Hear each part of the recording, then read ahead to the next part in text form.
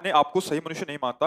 आपकी कृपा और आपके सत्संग से सुन के मैंने अफीम और मदिरा का सेवन और पराई स्त्री गमन भी छोड़ दिया है। परंतु गुरुदेव, मेरा अपने आप में ये विश्वास नहीं बन पाता कि मैं अपने मन से फिर ना हार जाऊं और किसी अपराध को दोबारा ना कर दूं। महाराज जी, ये बल कैसे मुझे मिले? नाम से, सत्संग से, शास्त्र स्वाध्याय से।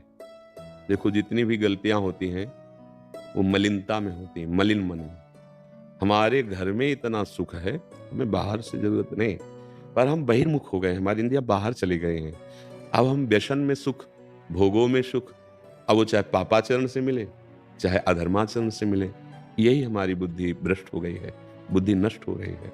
बड़ी कृपा है जो आप सब कृपा करके सत्संग की बातें सुन रहे हैं, शास्त्र की बातें सुन रहे हैं और आप अपना सुधार कर रहे हैं। आपको डरना नहीं है, पर एक ब्रेक लगानी पड़ेगी।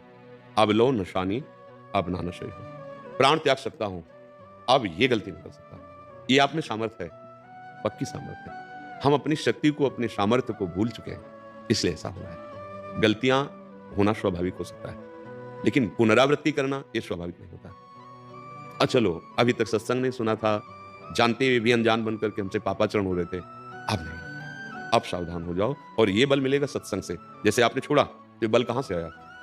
हाँ, अब आप जिसको छोड़ने की सामर्थ्य कभी सोच नहीं सकते थे, अफीम खाने वाला, व्यभिचार करने वाला, व्यसन करने वाला, ये तो बहुत बड़ी बात है। एक तम्बाकू छोड़ना बड़ी कठिन बात हो जाती है, एक बीड़ी छोड़ना बड़ी कठिन बात हो जाती है। आप तो बहादुर निकले कि ऐसे व्यसन जो छोड़ने की संभावना भी नहीं मन में आ सकती, आपने छोड़ दिया।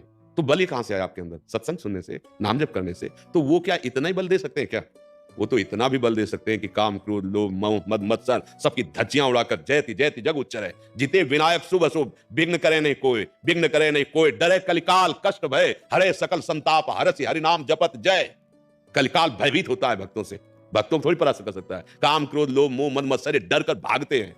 सूरवीर योद्धा भगवान का भजन करने वाला असलियत में वो पार्षद है हरि का, उसे भ्रष्ट कोई नहीं कर सकता। आप भी वही हो।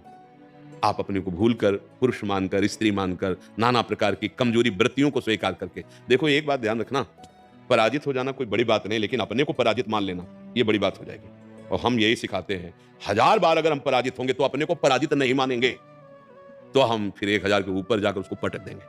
और अगर हम पहले मान लिए कि पापी हैं, हम अमुक हैं, हम पापी नहीं हैं, हम भगवान के अंश पर हमसे पाप हो गया, हमसे गलती हो गई, हमारा अभ्यास चूक गया, मार गए, लेकिन हम पराजित होने वाले नहीं। एक दिन हम इनको पराजित करेंगे, क्योंकि हम अविनाशी के बच्चा हैं। बस बात समझो, ये केवल शाब्दिक आपको हम प्रवचन नहीं कर रहे, ये जीवन है, जीवन।